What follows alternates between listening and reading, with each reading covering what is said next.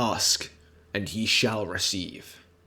So, in case you missed it, this is the third part in a loose series I've made on the representation of Kang the Conqueror in Avengers Earth's Mightiest Heroes. I'll put a link on screen now to the playlist in case you're not sure what I'm talking about, but for those of you who are, I promise this is the last you'll hear of Kang for a while. But let's look at Season 1, Episodes 18 and 19 now, Come the Conqueror and the Kang Dynasty.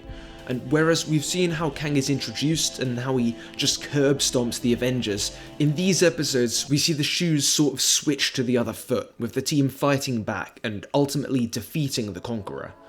After the team hold off Kang's single assault, he sends his vast armada to attack Earth.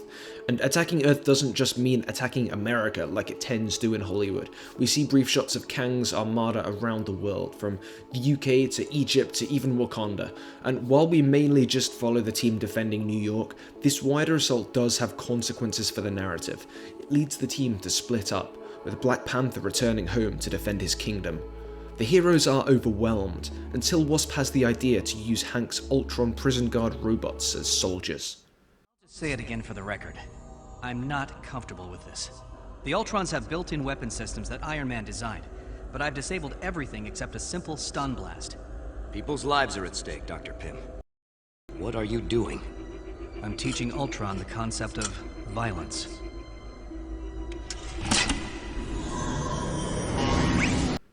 So the Avengers eventually hold New York, and after Iron Man discovers Kang's location, the team heads there, to Damocles' base orbiting the Earth.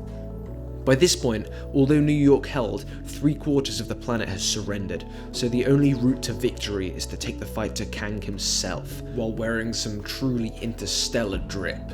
After various shenanigans, including the team getting beat up by time-manipulating goons and Big Daddy Kang himself, they, of course, come out on top. But how do they do this? How do you beat someone who is so far ahead of you in every way? Kang's advancedness is underscored early in episode 18, where after some early successes, defeating Kang's Scarab robots, the heroes are dismayed to learn that these mechs are self-repairing. Uh-oh.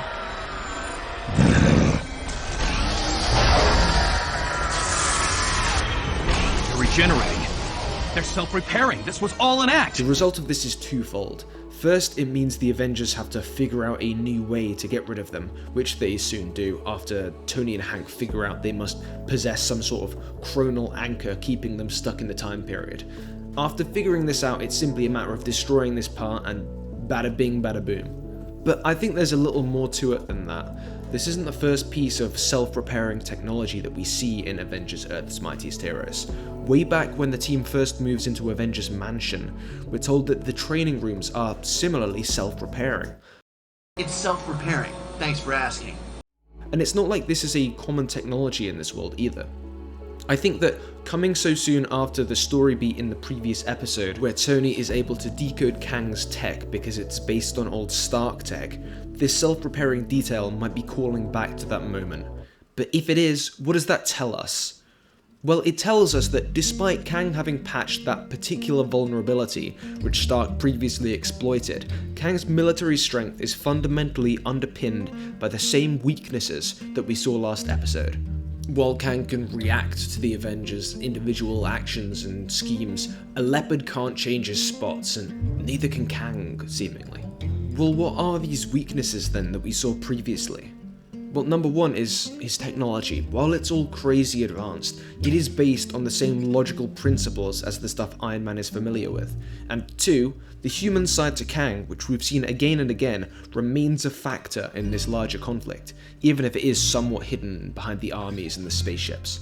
And I want to argue that these two factors, which we see foreshadowed here and previously, are the two crucial points which allow the Avengers to ultimately defeat Kang.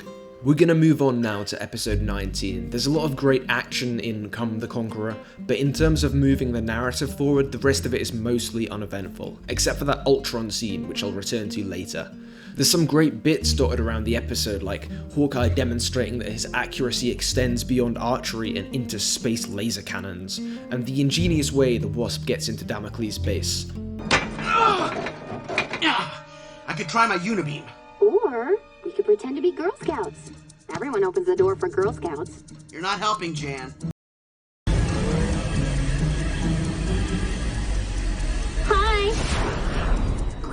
On top of everything else, I have to deal with Wasp going nuts.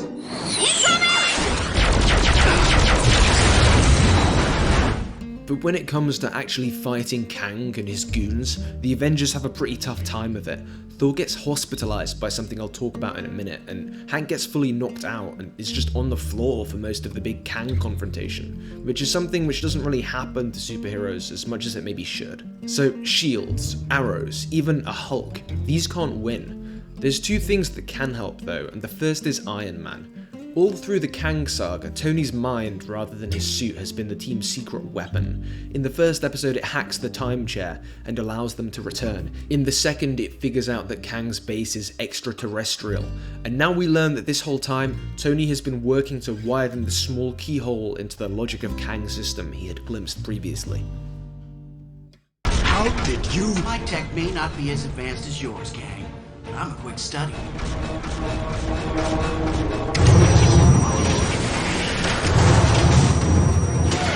This, in addition to repurposing the Ultron's human-based AI to act as neural processors, allows the team to finally crack Kang's chronotech, resulting in control over the ship's systems and finally, the ability to hit Kang himself.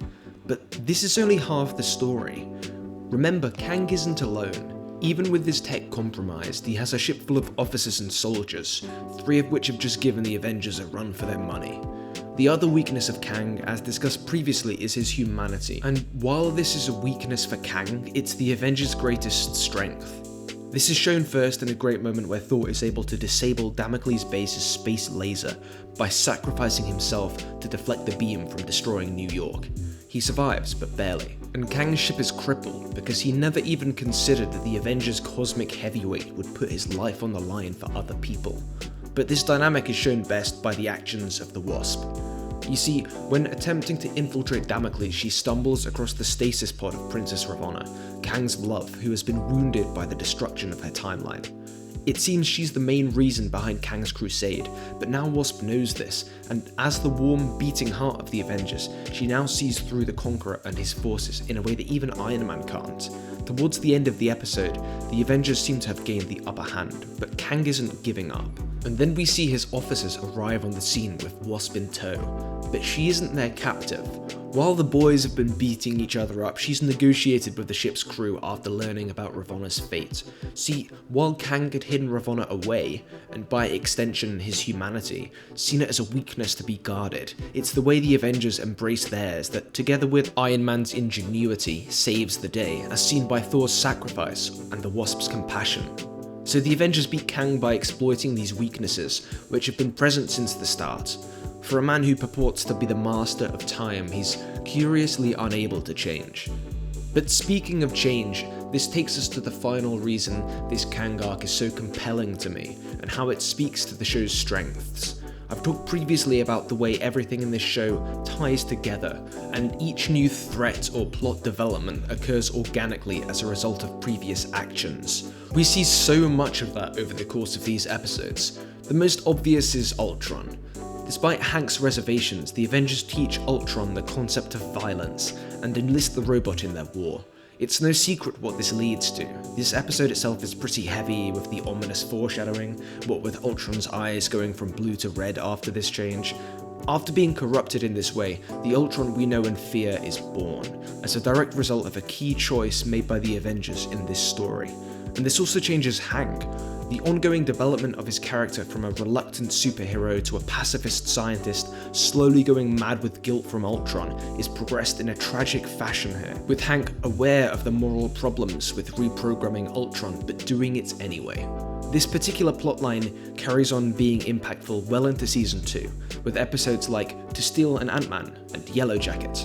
But maybe the best example of this is Captain America and Iron Man's philosophical disagreement, which threads throughout these episodes. They open with it, Iron Man's technological outlook and dedication to predicting the future, contrasted to Cap's deep awareness of times past, and his point that the lessons of the past dictate the events of the future. These points lead directly into the Kang story, and I talked last week about their relevance to the first episode. But this thematic conflict is resolved properly at the end of the Kang dynasty. I pride myself on my intelligence, on my tech. I think of myself as a futurist. But to someone like Kang, I'm living in the past. Just like you. The past isn't so bad. But the future, that's what we're fighting for. Or I should say, resolved for now. Because the show's finale, the very last episode, which sees the Avengers fighting off Galactus, is framed around a callback to this exact resolution. See for yourself. You ever stop to wonder how history will remember us? I never have. But now I can't shake it. You wanted to know how history will remember the Avengers Iron Man? Well, here's your answer.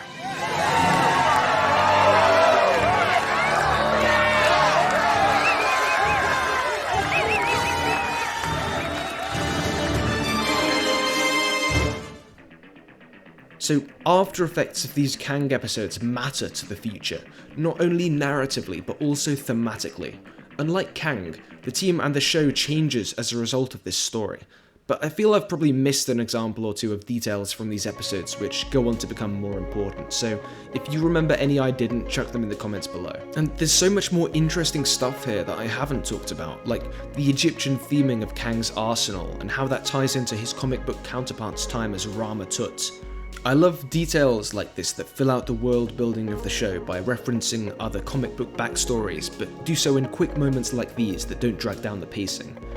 I hope you enjoyed my analysis of the Kang arc, and there's more coverage on this show coming soon, so subscribe and hit that little bell if you don't want to miss it.